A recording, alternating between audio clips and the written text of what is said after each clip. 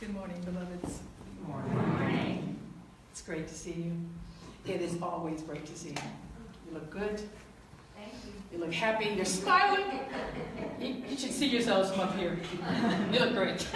Glad to see you. Oh, thank you. Thank you so much. We have been, in January, talking about setting intentions and looking at the series that I'm talking about is I Declare. And it's from Joel Osteen's book, I Declare. And it's about claiming our lives. It's about saying who we are, what we want, and owning that. And so we'll be talking about for the rest of the month, and a little bit into February we'll be talking about this. And I know that from here, I talk a lot about intentions and goal settings and what is it that you want, and to think about who you are and where you want to go. I talk about it a lot because that is the only thing that matters, is what is your intention?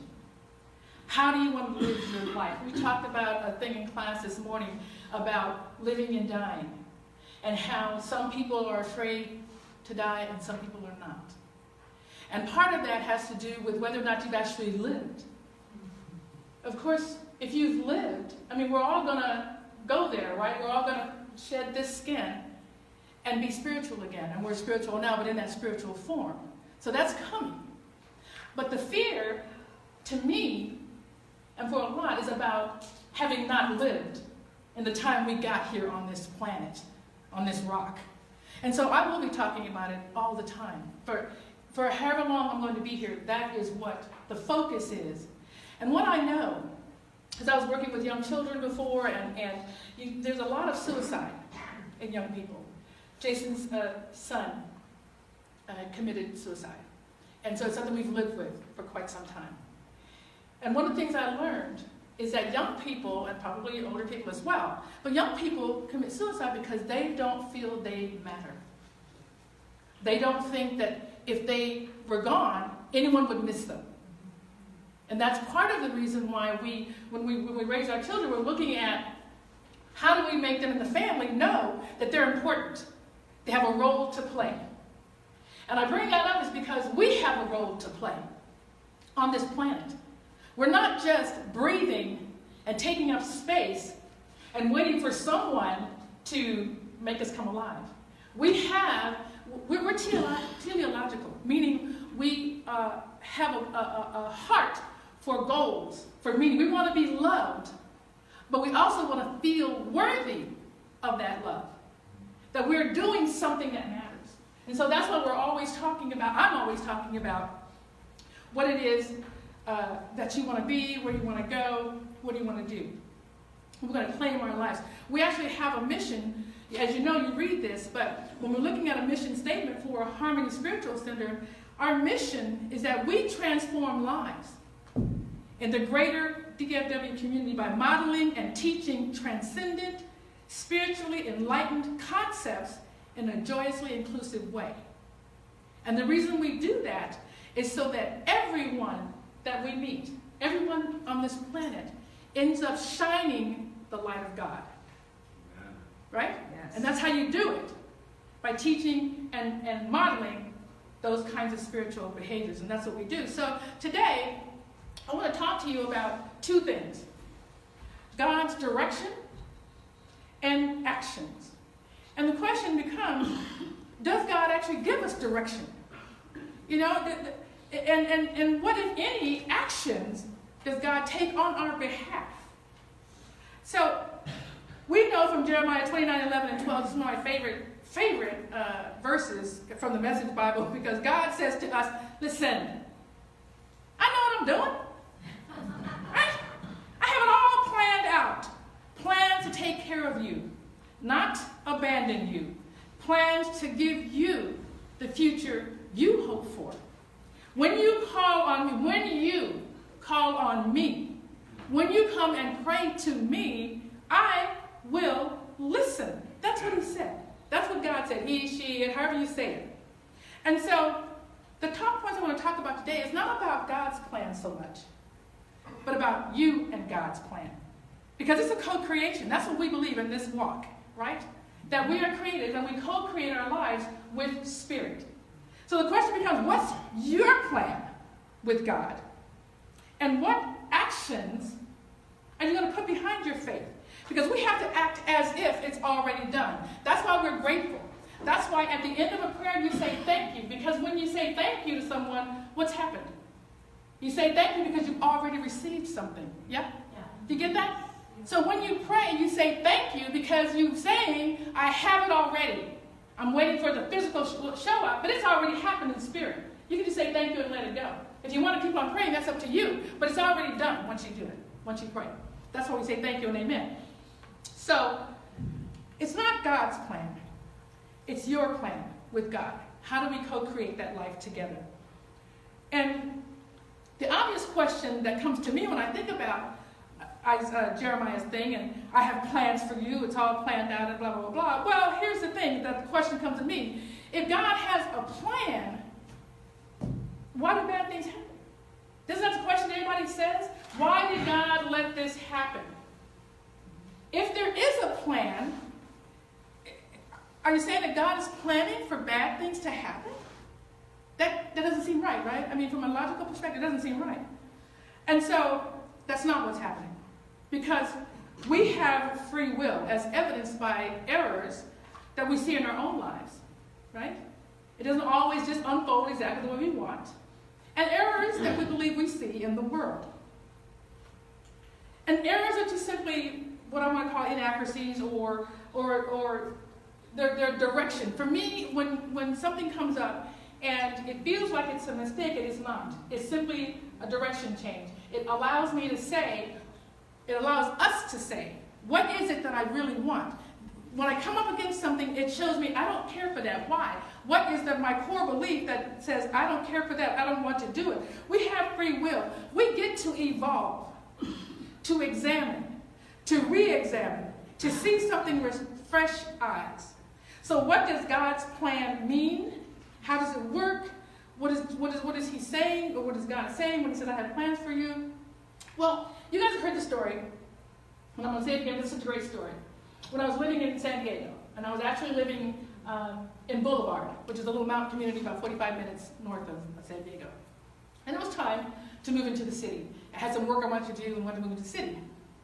And so I was looking for a place. We didn't want to buy, we just wanted to rent for a while until we found out whether we really liked the area. And I went looking and found just the cutest little cottage with hardwood floors right above the Balboa, the zoo, and fireplace, and just, it was called Golden Hills. Did you love that name? Golden Hills. Don't you expect wonderful things in Golden Hills? And so I just, I said, okay, all right, great. This looks good. This might work. Well, as you probably know, I didn't get it. We didn't get the house. And so, of course, I'm pissed off. And I'm talking to George, who's God, and I'm like, what's happened? Why didn't I get this house? You knew that I wanted this house. Well, the thing is that I claimed the house. Actually didn't. I didn't claim it. I said, these were my words. Yeah, this could work. This could work. This might be all right. Well, someone else was saying, this is my house. And so they got it and I didn't. But here's my point. If you don't claim it, if you don't name it, how does God know what you want? You get in the car and you turn on a series like, where are we going today? Where would you like to go today? That's Siri. This is a computer that asks you, where would you like to go? And when you tell her, whatever Siri is, she says, okay. And she brings those little directions to you. Same thing with God, yeah? You want to go someplace, you have to start thinking about where you want to go. Where you want to be. There has to be room for an evolutionary process. Everything that's here now wasn't here 100 years ago, right? We are now, I am not, as I said before, I am not the same as I was 10 years ago, 20 years ago, or 30 years ago, thank God. Thank the Lord. You would not have cared for me as much. If you care for me now, you definitely wouldn't care for me then.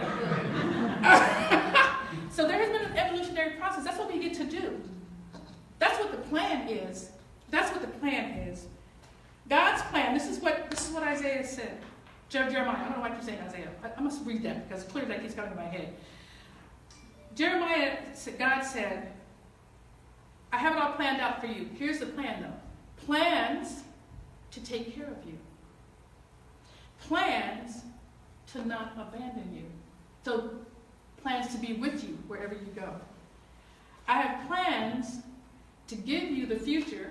Here's the catch. You hope for.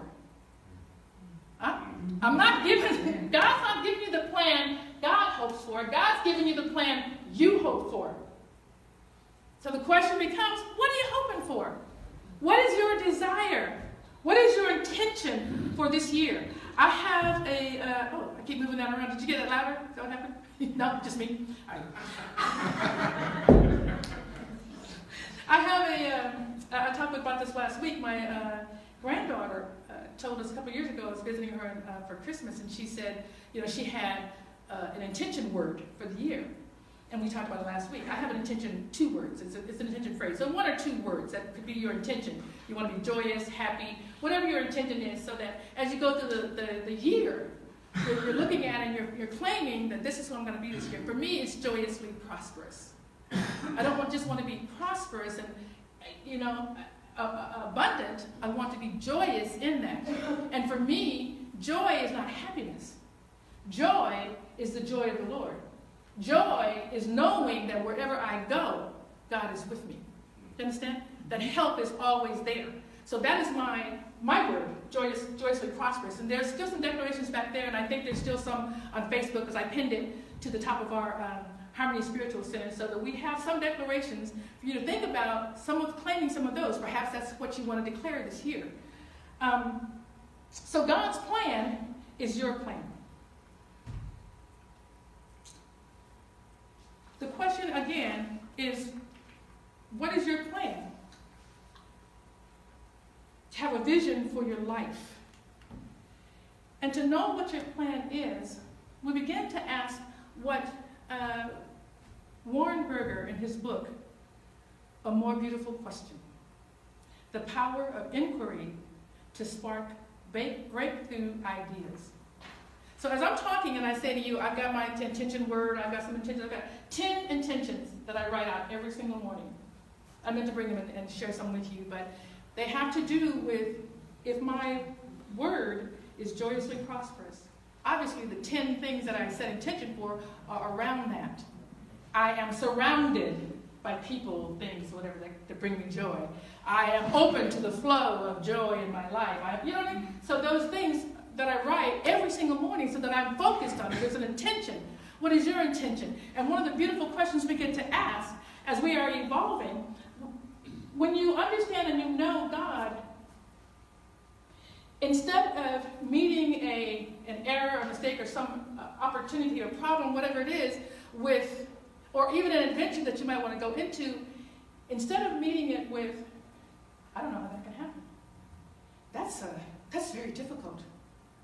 That could be a problem. I don't have the resources. I don't know anyone that could do that. Instead of meeting it with that, those are not beautiful questions. Beautiful questions are, how could this happen? How could this work out? Let the people that I need to know flow into my life. Who do I need to meet? Who do I need to know? What do I need to know? These are beautiful questions. Because when you ask those questions, then those answers are helping you get to where you want to go, right? So we have a vision for our lives, we unfold it, and we begin to think about what it is that we desire. And even if you don't know what that is, you can begin with something you want to do. Rebecca is in New Zealand, right? She's probably on the way back. But that is something she's been talking about for, I think, over 20 years, she said. She's been wanting to go to New Zealand. So what is it you want to do? Go. Be. It doesn't have to be a big vision about, well, I want to save the world. I don't know. It doesn't have to be big. But it has to come from your heart. As you begin to claim your desires, because you're worthy of that. You're worthy of having what you want. As you begin to claim that, the way to it shows up. Because it comes from your heart. It has to show up. So God works through us. That's the plan. God works through us to guide our steps, to light the path, and that's why errors are allowed, so that you begin to evolve and know who you are. And say, that's not who I want to be. I want to be something different. Who you are and what we want. When I was leaving I worked with a number of kids, juveniles, and for the California Youth Authority. And I thought I was going to be there for the rest of my life. I actually enjoyed it. They were criminals, young criminals. But if you've ever been around that group, it's like if you watch The Godfather, you don't want to be a part of their gangster stuff, but they're having fun. Right? Beyond the killing people. They're like a fun little group of people to party with, right? But so criminals, they're fun. They tell great stories. Until they start doing their criminal behavior, they're actually fun to be around. I know it's sick, isn't it? But anyway, they actually are. And so I loved it. I loved being around them, and I was kind of like their aunt. I wasn't their mother, but I was like their aunt, and I could talk to them like they were my children. It was really great. I thought I was going to be there for the rest of my life, but I had an injury. I got hurt on the job, and I wasn't able to go back. And I lost my identity. I had no idea that my identity was tied up in that job. And I absolutely did not know what to do. So I stumbled around a little bit, doing what I desired, doing what was calling me. So the first thing that was calling me was to start doing music. And I just started doing jam sessions and just started showing up in little places. I met a gentleman who was a songwriter. He liked the way the way I sang, and he wanted me to do some songs with him. And he worked for Continental Airlines. And he said, "Hey, come work for me, and then we can fly to Tennessee, to Nashville, record music, blah blah blah." So I started working for Continental Airlines. See, there's no big story here. I'm just saying that when you go after the things that you desire, you don't have to have a big dream, but whatever desire it is, follow that. It will show you some things, and you will be able to look at where you want to go. We are constantly evolving. I thought I was going to be this counselor, this person working with these kids for the rest of my life. But that changed. But my life got better.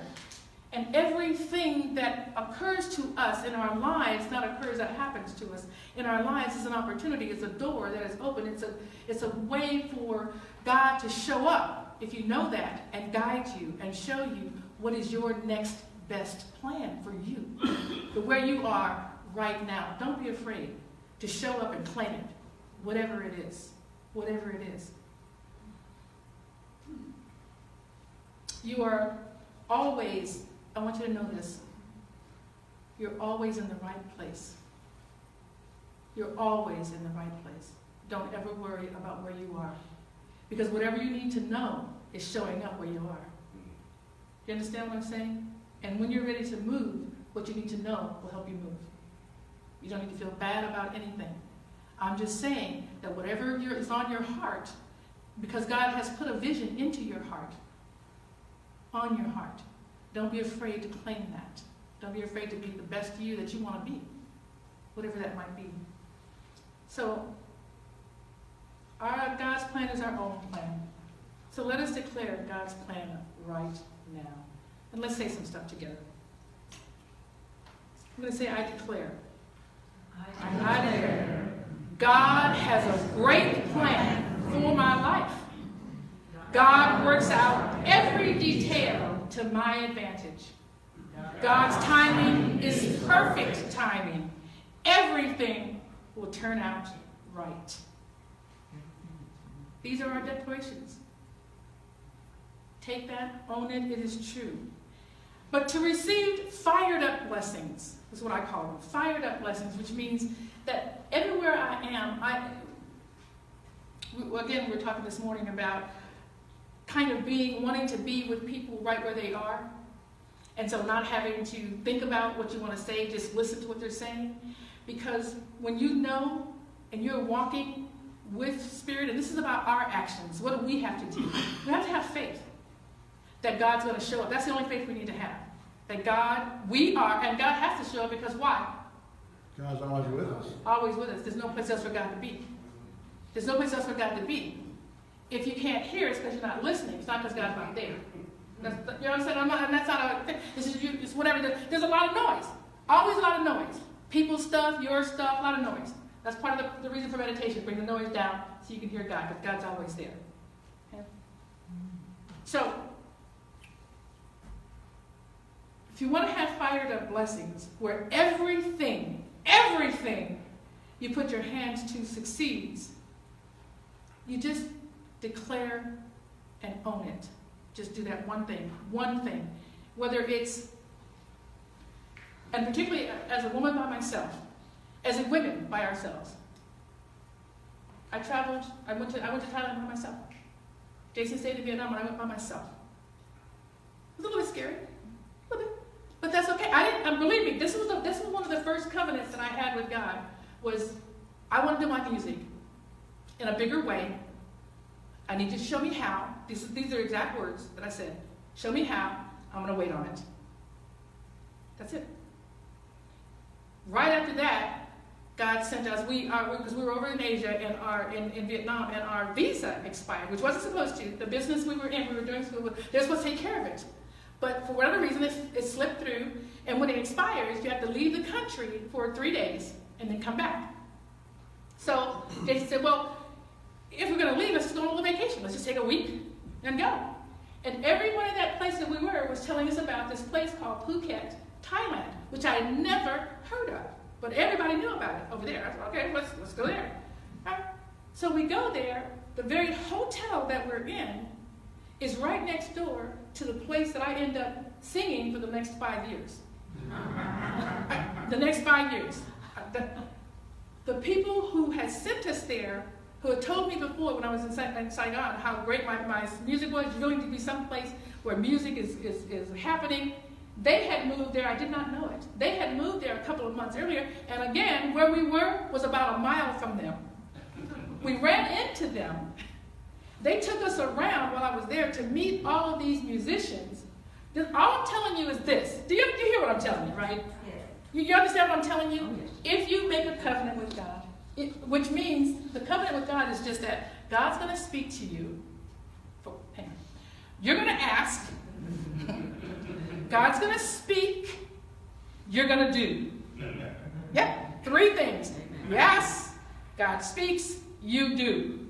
Those are the 3 things. That's it. Those are where your fired up blessings come from. You declare your life. And when you put your actions behind faith, when you act as if, when you pray and you say, God, show me the way, wait on it, thank you, because thank you means it's already happening. Then you walk around like a cool cat. Like, you got it. I got this. Right? Ain't nobody gonna be able to tell me nothing. I got this thing. Okay? Cool as can be. That's who you're gonna be when you have fired up blessings. All right? All right.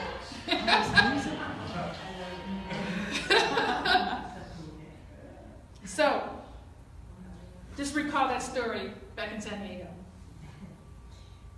I didn't claim the house, so I didn't get it. But I did talk to George, and I said, what happened there? George said, be clear, girl, I don't know what you want. Tell me what you want. Tell me what you want.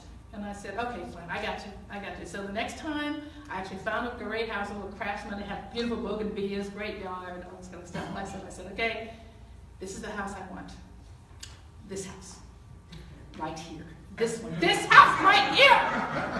You got that? I had it the first time you said it. Got it. This is the conversation. I mean, I talk to God like he's my friend, because God is my friend. And I can talk with him. When I'm upset, I can say, hey, this is wrong. This is not right. What are you doing? So we go back and forth with these conversations. Anyway, so when I called the gentleman who was renting that house, and I said, I want to look at the house, and he said, there's 25 other people, seriously, that want to look at the house. And I said, I don't care, it doesn't matter. Because again, what do you know? I already know, because I already said, God already told me. Tell me clearly, it's yours. So that's how I walked. That's how I rolled right into that place and said, that's okay. I don't care anything about your 25 people on the list. What time are you going to be there to show it to me? He's going to be there at 8 o'clock. I said, all right, I don't want no crap out of you. You need to be there. I didn't say crap. I used a bigger word. But anyway. Anyway, so I showed up. And he showed me the place. I walked through, and I said, okay, so here's the check for the deposit and stuff like that. He goes, you don't leave the check. You haven't cleared. I haven't run this stuff. I said, don't worry about that. That's all done. I have to go out of town this weekend. I'm going to see some friends. Call me and let me know where the key's at. I'm telling you. So I talked to him, and he looked at me like I was crazy. And no one, I'm telling you, not one other person showed up. 25 people showed up, not one other person showed up. He called me and he said, he was like, you got the house. I'm like, yeah, no. It's like someone saying, I'm 5'5", I have black hair, my eyes are blue. Okay? These are things you know. You don't need to argue about it. People can say what they want to say, but you already know the truth. You need to know God in that way. That when God tells you something, take it to the bank. Spend it. It's already done. That's what we're talking about. Okay? That's what we're talking about. That's what I want you to know. So, we're going to act as if it's already done, because that's God's plan for you. We're going to speak truth into our lives. Everywhere you look into the eyes of God. God is saying, everything you touch prospers, because that's God's promise. And everywhere you go is a blessed journey, because God is with you. Please understand that. Okay? You have to build your trust. That's fine. Have little examples for yourself. Do the things when God is talking with you. Go ahead and step out and do it. If God says take an umbrella, even though it's clear outside, take it. Just take it. Because that begins to build your faith in hearing God talk to you. And that is true. So do the little things. So when the big things come, you already know how it works. Do the little things. Trust yourself. Listen to God. And you guys will have a great life. So let us put our faith in action. We're going to declare one more time about faith. And I declare. I act as if I know God. I have purpose in my heart. Amazing things happen. Amazing thing happen. The 2 points that I want to tell you, that it's not God's plan. It's you and God. You co-create your life together with God. God's right here with you all the time. Speak up. Speak out. Ask. Okay? Just ask God. Listen to God. Do what God's telling you. That's all you got to do. That's all you got to do. Co-create your life. Speak your vision. Declare your life. Make it your own. Write it down. If you can't remember, you might get older. And I don't remember. I'm writing the 10 things down. And I've been doing it since we had the bowl burning. I wrote them out right after that. So I've been doing it and every day I go, what was that 10 minutes? Maybe in July I'll have it all. Doesn't matter. Write it down. You can't remember, it's okay. And that way and the reason why you're writing it down, because really the burning goal thing works as we talked about. I could write those 10 intentions down, put them away, and never look at them. Never look at them. But to me, what happens is if I write them down every single day, I'm reminded. I'm on fire. I'm walking around like I know something. Like I know good things are happening. So my whole year is good. I'm not waiting at the end of the year, oh yeah, it did happen. Like it's a surprise. I'm walking through my life expecting it to happen. That's the reason why I write it down. I encourage you to write some things down as well. What are the other 2 things? Co-create. I'm sorry? There's 2 other things I'm supposed to write down. Co-create and 2 more. Oh yeah? It's 3 things. Right? There were 3 things? 3 things. Okay. Look at my notes. What now? Ask. The 3 things was ask. Is that what we're talking about? Just ask. Just pray. You ask. Okay. Then you listen to what God said. Do it. Okay. And then you do what He's telling you. Those 3 things. Yeah. Is that what you mean? Yeah. Okay. All I just said. Okay. So ask, listen, do. And once you do that, You write it down. If you don't write it down, just do one thing. Say it out loud. If you don't write it out, at least say it out loud. The power of hearing your own goals in your ear is powerful. Write it down. And then you got this. You own it. You got it. It's all you. You walk around like you own the place. Because God has a perfect plan for your life. And that perfect plan includes you. What do you want? It includes your heart's desires. Expect God to show up in your life every single day because God is already there. There's no question about that. When you expect it, God shows up. Amazing things happen. Believe me. You already know. Namaste.